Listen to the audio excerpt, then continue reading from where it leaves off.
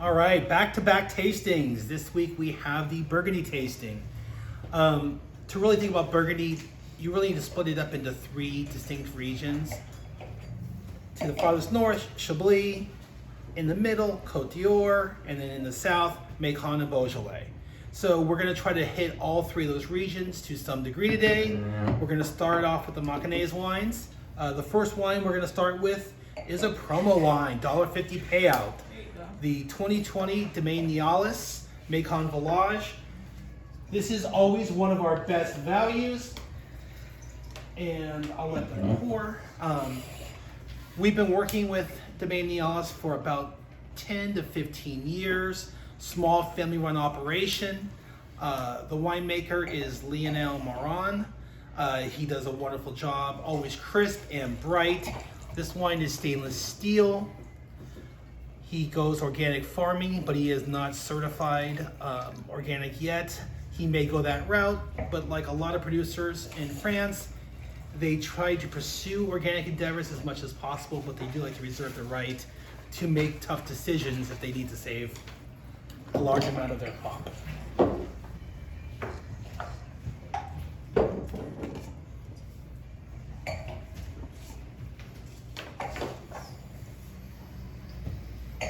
Super consistent producer. I think what we're going to see, the 2020 white Burgundy vintage in general is a really strong vintage. I think when all is said and done, it's probably going to be put up right up there with the 14 and 17 vintages in white Burgundy, which are kind of the two best recognized vintages over the last 15 or 20 years. 2020s are fantastic. They're showing very well. And Nialis is one of our DI producers. This tasting is going to be a lot of DI producers. Now we move to a trio of wines by Chateau Vitalis. Chateau Vitalis is one of our producers we've worked with for a long time. Direct import. This is the Les Vignes de Chateau, which is a wine that is sourced from vines that surround the chateau, hence the name. The Dutron family is on their 6th generation making wine in Pouilly-Fuissé. They are located in the town of Fuissé. They have a castle-ish location that has been making wine since the 13th century, and it was the home of the Lord of Fuissé. It's kind of run by Didier Dutron and his son Maxime. Maxime has taken over most of the winemaking, but I really love these wines. They are always well made, and one of our most important producers in all they mechanize, along with Domaine Renaud. We have ample inventory of multiple Vitalis wines. They do like their oak. This comes from vines as old as 35 years of age, and this sees 30% oak. They do follow organic growing techniques like plowing and hand pruning, but once again, they're not certified biodynamic yet.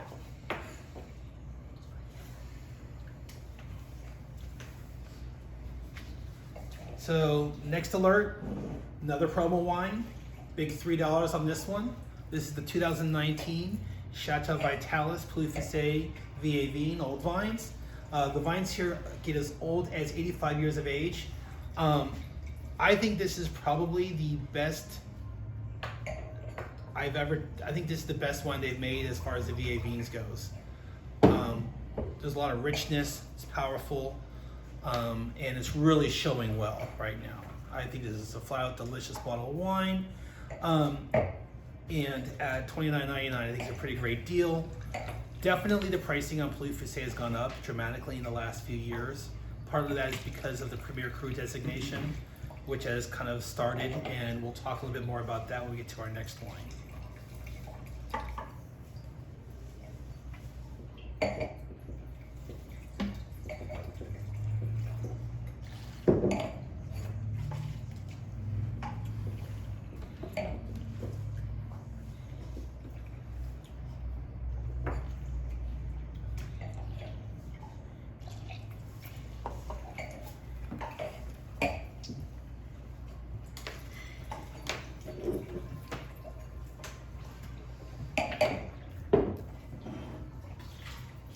Next up, we have the 2020 Vitalis Pouilly-Fuissé Premier Cru Pouilly.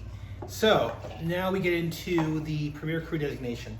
2020 was the first vintage that they could put Premier Cru on the label. This is the inaugural vintage of Premier Cru designation. 22 vineyards in Pouilly-Fuissé have been granted the Premier Cru designation. The rules behind that are pretty strict. They have to be southern elevated vineyards. They have to be organically farmed. So those are some pretty strict rules that, in fact, probably stricter rules than anybody else to get a Premier Cru designation. So that's kind of where they're at. I think you'll notice that the Pouilly has a lot more elegance. There's a little more complexity. It's not quite as powerful as the VA Vine, but it also comes from a vintage 20 that didn't quite make wines quite as powerful as a hotter, richer 19 vintage. So those are the three wines of Chateau Vitalis. I think they each have pretty strong differences for Pouilly-Fuissé, so you can kind of see that Pouilly-Fuissé isn't just one wine with one style, but it kind of can show you a lot of different things. Next, we have the entry-level offering from one of our most important DI producers, and easily the most important one in the Pouilly-Montrachet region, which is Paul Pernot. Paul Pernot has huge holdings across Pouilly-Montrachet. This is his entry-level Bourgogne Blanc, $24.99. Always a wonderful wine, a great introduction. This is definitely, kind of their baby Pouilly-Montrachet, you could call it.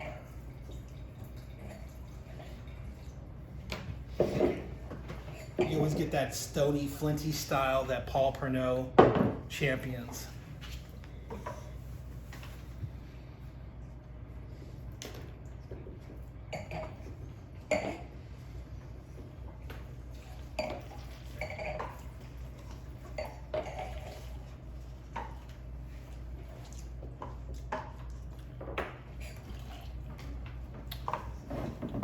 Our next wine is the 2019 Hubert Lemay Saint-Aubin La Princesse. I do feel like it's almost like foreshadowing. We started out talking about Pouilly-Fuissé and seeing the prices slowly creep up. And Saint-Aubin 5 to 10 years ago was a lot cheaper than it is now. And it kind of feels like some of that has to do with people discovering areas. And I think Pouilly-Fuissé is going to see some of those price increases like Saint-Aubin. Saint-Aubin is right next to Chassagne-Montrachet, but it's in a valley. And what's really advantageous about that valley, where in the past it was too cool and wines weren't getting ripe enough, with higher temperatures now, the breeze that comes off from the south and the west over the hills cools the vines, and so now you get ideal fruit, where in the past the fruit may have been a little bit underripe. So you get the cooler fruit, the more intensity. Hubert Lemay is run by Olivier Lemay. He's definitely one of the cultish, cool guy winemakers. His wines are very elegant and precise. There's a precision that I think really shows in the wines. They don't overwhelm you with size and depth, but there's a lot of complexity to these wines. Pretty much La Princesse is probably one of the only offerings you'll see on the shelf consistently from Hubert Lemay from us, because the other ones we buy in parcels, and his other Saint-Aubins pretty much sell out on pre-arrival. Now we move to Chassagne-Montrachet. So we have the 2019 Domaine Marc Murray Chassagne-Montrachet Premier Cru Vergère. Marc Murray started as a property shortly after World War I by Ferdinand Moret.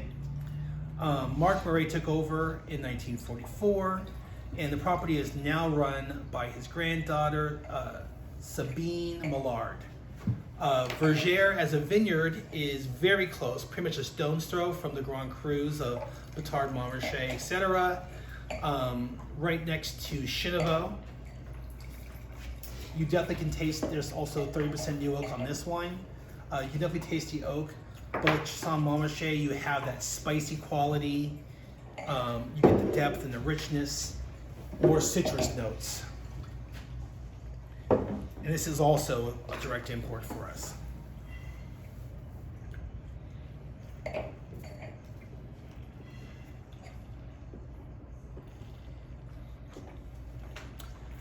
staying within the Pernod family tree, we now move over to Pernod Bellegarde Pinot Montrachet.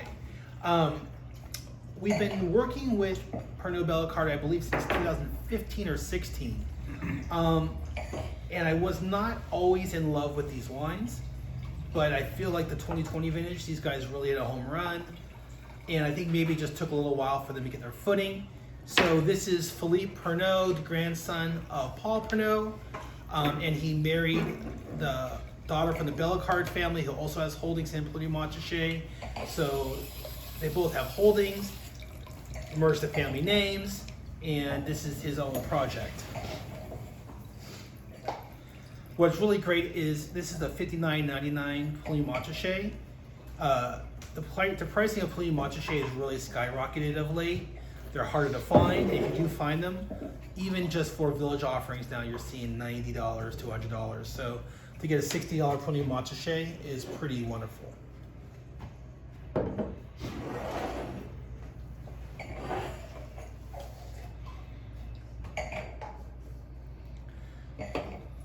Easily one of my favorite producers for whites is Henri Boyot. I think the wines are just spectacular, whether it's the Bourgogne Blanc entry level, whether it's his Meursault, whether it's his kind of flagship wine, which is the Pinot Montrachet Clos de Michel. The wines are just wonderful. And I wanted to pour at least one for you to get a chance to taste. This is his village level Meursault. And this wine always shows well. 2020 vintage. Excellent roundness, depth. You get that kind of squared shoulder feel that Meursault is known for.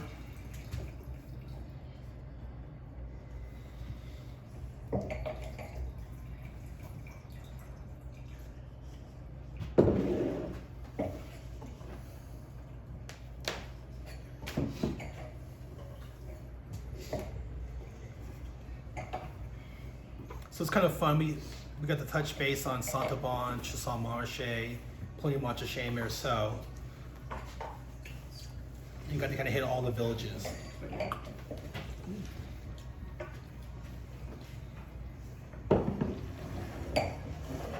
We're going to do a little small move to Chablis.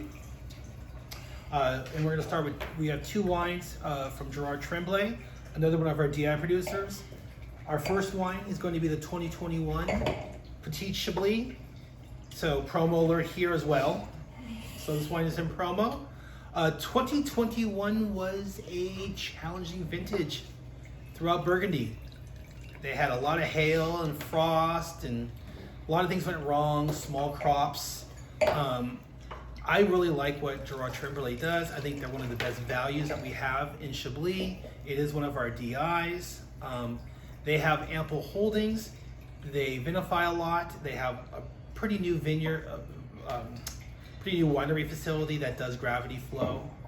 And I think it's interesting too, one of the things we can speak about is Petit Chablis was almost an afterthought for a very, very, very long time in Chablis. But over the last 25, 30 years, the amount of vines planted now in Petit Chablis has risen dramatically, as has the quality. Most guys, their estate level offering was their low end offering. That's now been supplanted by Petit Chablis. And to be honest, oftentimes I find Petit Chablis to be the better wine for $3 to $5 cheaper a bottle. If you know how Chablis is, you have the circle that kind of surrounds the town of Chablis and the vineyards around it, and the river Seine cuts right through it. There's an amphitheater that pretty much makes up the Grand Cru on one side of the river. You go farther out, almost in like a circle, and you have the estate Chablis vineyards.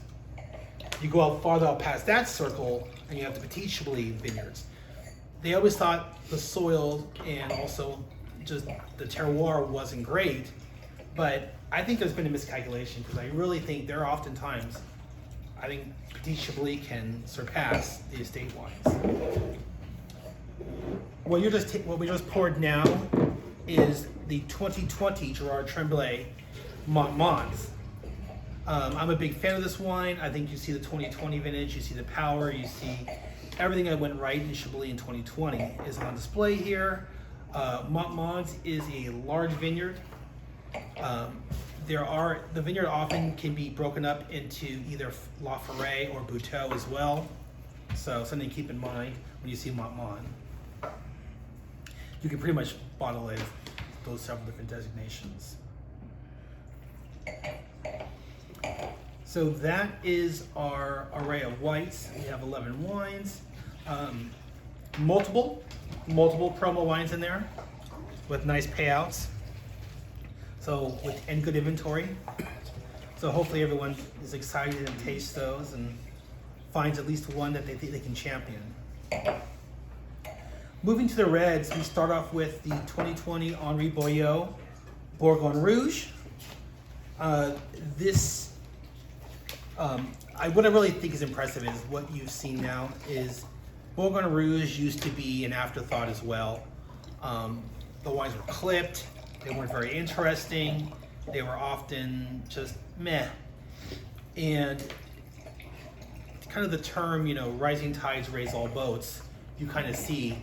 The quality now of a lot of Bourgogne Rouges is exceptional, and I think a great example of that quality and the increase overall is on display here. The 2020 Henri Boyau Bourgogne Rouge is super tasty red, and it's not inexpensive by any means at $49.99, but it's a pretty serious Burgundy that's ready to drink, showing well, deep fruit, nice spice accents, everything you kind of want in a wine.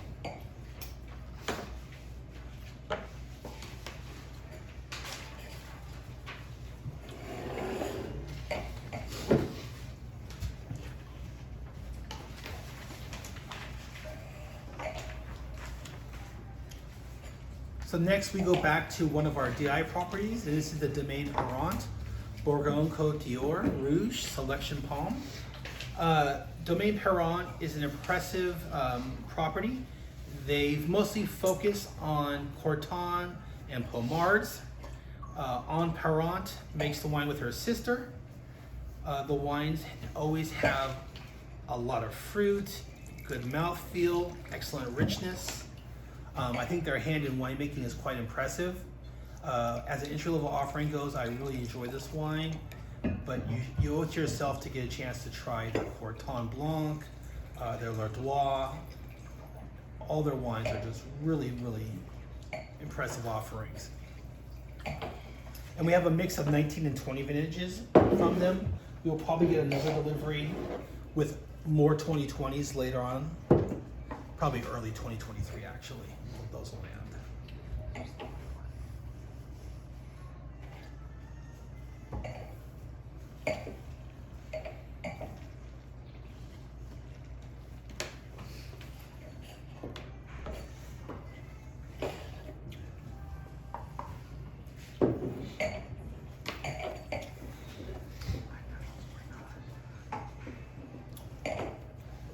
Another DI producer that I'm always a huge fan of is Domaine Jean-Michel Guibelot.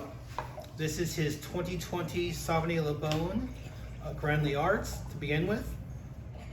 So this is his one step above his village offering Sauvignon Le Bon. I really do think the 2020s from across the board from Domaine Jean-Michel Guibelot are the best he's ever made.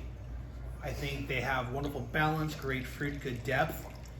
I think there has been times in the past where he's been a little heavy-handed with the extraction, and the wines have been a little bit deep and rich and clumsy. I don't think that's what the 2020s are. I think they're beautiful and gorgeous fruit and really represent exceptional red Burgundy value. I think that's a lot of wine for $29.99. I think it's a super impressive wine, if you ask me.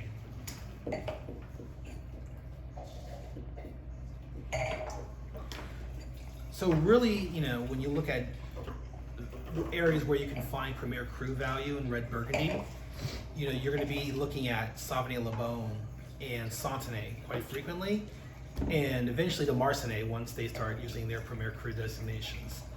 But the 2020 Jean-Michel Guiboleau Premier Cru Brevant, I think it's an excellent example of a step up.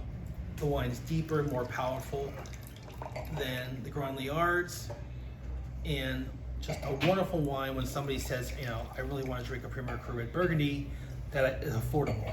And at $39.99, I think this hits it.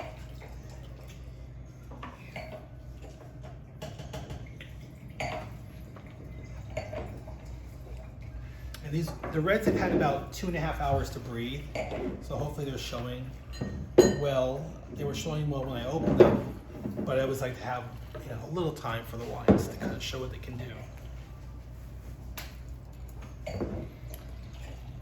So much like Domaine Guiboleau as a DI, Domaine Bart is our DI producer from Marcenay. A wonderful family-run operation. They have extensive holdings in Marcenay, as well as some Grand Cru holdings in both Bonmar and in Chambord and Clos de Bez. The Ouzelot is one of their single vineyard offerings. I do not think it made the cut for consideration to eventually get Grand Cru status. I mean, Premier Cru status. In fact, I'm sure it hasn't. I don't think it didn't make the cut. But nonetheless, once again, for $29.99, this is a lot of wine. And, you know, hopefully these first few offerings, when you have someone complaining about Red Burgundy being, you know, unaffordable and out of reach, these are things you can hand people that show that there's still a lot of great drinking, affordable Red Burgundy. And what's nice is, you know, Guiboleau, Parent, Domaine Bart, these are all producers that we bring in ourselves. So we're going to consistently have these guys vintage to vintage to vintage, unless something horrible happens and they abandon us, which I don't think they will.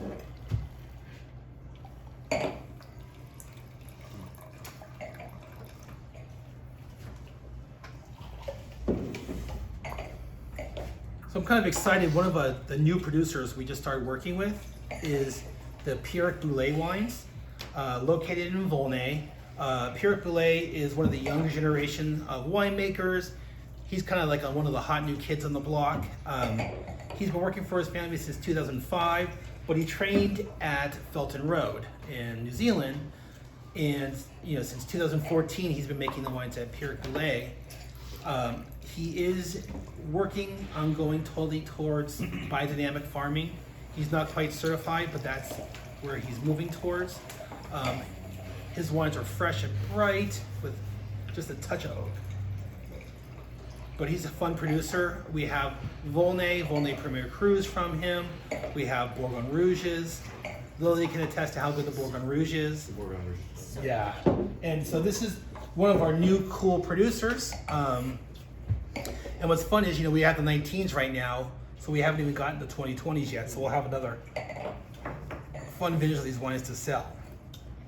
$59.99 is not overly expensive for a Volnay, but it is a village level offering, but it's a great introduction to the style. There's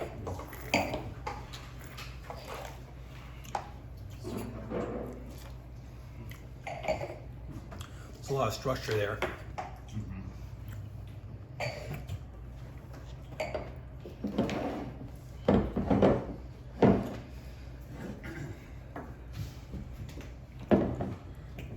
Gotta pour at least one Grand Cru Burgundy. So we are pouring the 2019 Louis Jadot, Corton, Grand Cru, Les Peugeot. You know, I'd be remiss without bringing up the fact that whether it's Louis Jadot or Joseph Durand or Bouchard or Domaine Favely, the larger negotiant houses sometimes get poo-pooed or overlooked, and it's really a mistake because, yeah, they're larger guys, but these guys still have impressive holdings, new winemaking facilities, and they really are crafting wines worth taking note of. 2019, opposed to 2020 for reds, was a hotter vintage. I think you see that kind of deeper, richer red fruit, a little more approachableness on the wines. 2020 is a little more classical with their feel. But I think, you know, Louis Jadot does a really wonderful job. Their whites are underrated, and their reds just always deliver.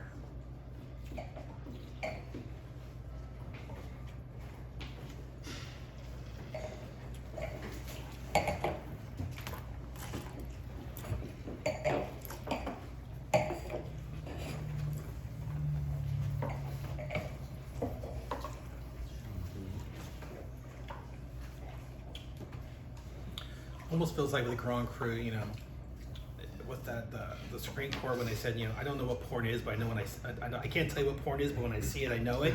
It's kind of like what Grand Cru is, you know, like I don't know what Grand Cru is except when I taste it. So it's kind of how that feels.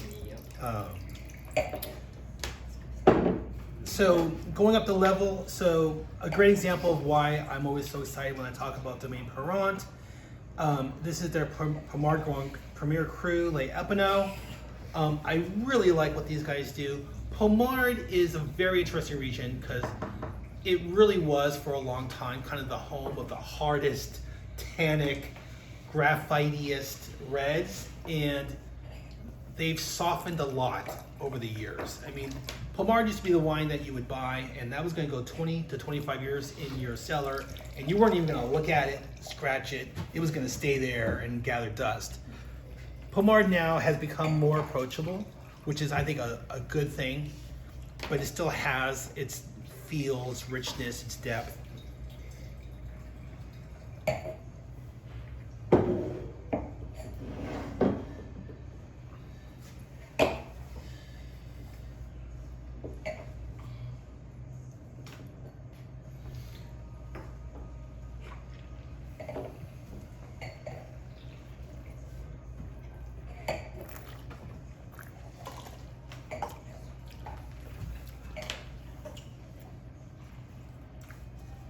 But you can see that can still age for a long time.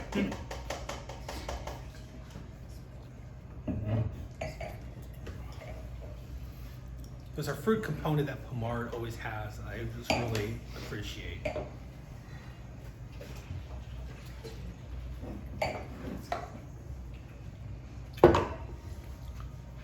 So we kind of finished where I think are some of the best values in probably the wine world, and we go to Beaujolais. Beaujolais is so underrated. There are so many wonderful wines, and when you want something for 10, 12, 15, under $20, it's really hard to beat what you get from Beaujolais. And with our DI program, I mean, we're lucky to be able to have just offering after offering after offering from this little nice area. We start off with the 2020 Jean-Michel Dupré Vin de Morgon 1935. So you can probably discern it's pretty simple from looking at it. This comes from vines planted in 1935, hence the name. But and this is kind of the impressiveness of what you get from Beaujolais. I mean, $13.99 for a wine with almost 100-year-old vines. It's pretty amazing. Morgon is pretty much the largest, most well-known region in Beaujolais. The Jean-Michel Dupré is someone we work with across the board. We have 5 or 6 offerings from him generally. At $13.99, this is a killer deal. Tons of fruit, pretty. The Gamay grape is showing wonderfully here. Don't forget, during hot weather, you can always chill these wines. I know last week in the middle of our heat wave, we had a chilled bottle of La Pierre Morgon, and it was perfect in the hot weather.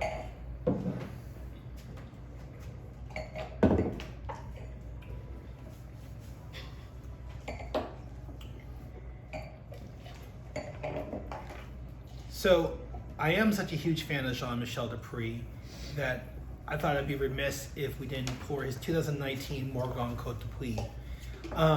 And the reason I selected this wine specifically is Côte de Puy is one of the best vineyards in all of Morgon.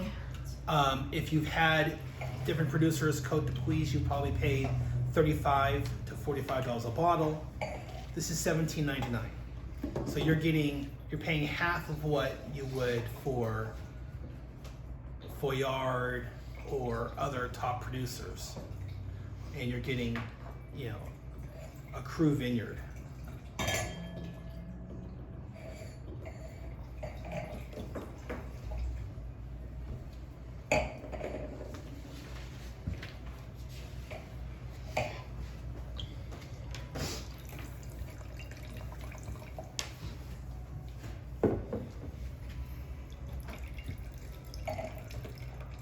I think with some of the prices going up on Bourgogne Rouges, that really a lot of these Beaujolais are going to be needed to take the place of that under $20 wine that can kind of make a Burgundy person happy. I know it's Gamay and it's not Pinot Noir, but I do think that there's enough going on in a lot of these wines.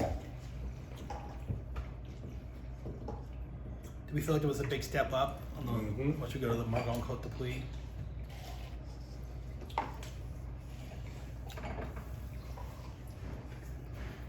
Yeah. Notice a lot cleaner. Yeah. Yeah, for $17.99. So next we go to the 2020 Domaine Richard Rodier's Moulin Avant Les Thorons. Moulin Avant is probably the appellation in Beaujolais that produces wines with the most Burgundian-like feel to them.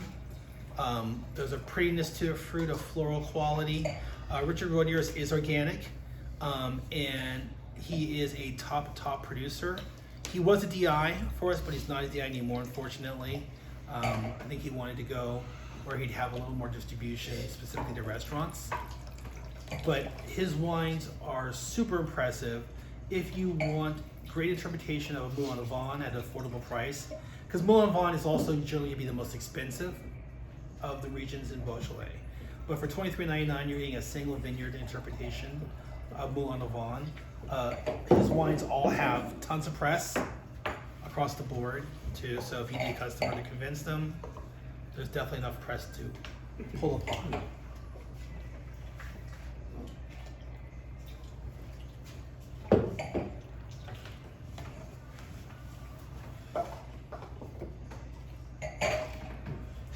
One of the smaller appellations in Beaujolais is Saint-Amour. Patrick Chanchon, this is the Côte de Gamay. I'm a huge fan of this producer. I really like what he does with Saint-Amour. Saint-Amour generally has a sleeker, richer feel to it. I almost get a little more of that volcanic minerality to these wines, darker. But I always love Saint-Amour. Ideally I try to have at least one representation of each of the major villages in Beaujolais. I won't always have a Régny, maybe, but the rest of them I try to make sure. And this is the Saint-Amour.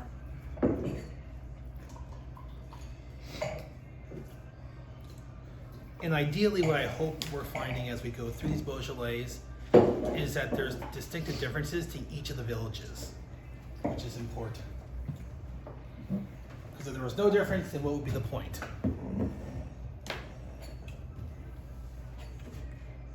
And much like the rest of Burgundy, 2021 is a very small, difficult vintage in Beaujolais. That's going to be a common theme. 2021 for Burgundy was lots of challenges. 2022, on the other hand, is shaping up to be fantastic and a large crop, which will often happen when you have a small crop or back-to-back small crops like 2020, 2021. The vines usually bounce back with a much more abundant crop if everything goes well the following year. So this is the 2019 Frank Besson Le Clos de Fif Julianas. I actually poured this last, and I didn't have it last initially, and then when I tasted the lineup, I was like, this is a pretty big, large-scaled wine. It definitely felt brooding almost, so I put that to the back. Strong finish. Yeah. And this wine has really good press, and we've done emails on it before, and it's sold very well. And once again, $17.99 for a Julianas. I love Domaine Chenard, but their Julianas is $27, $10 more. So this is really a sweet spot for values for us. These are all direct imports that we bring in, and they all have really nice margins. So that's about it. Thank you. Thank you guys.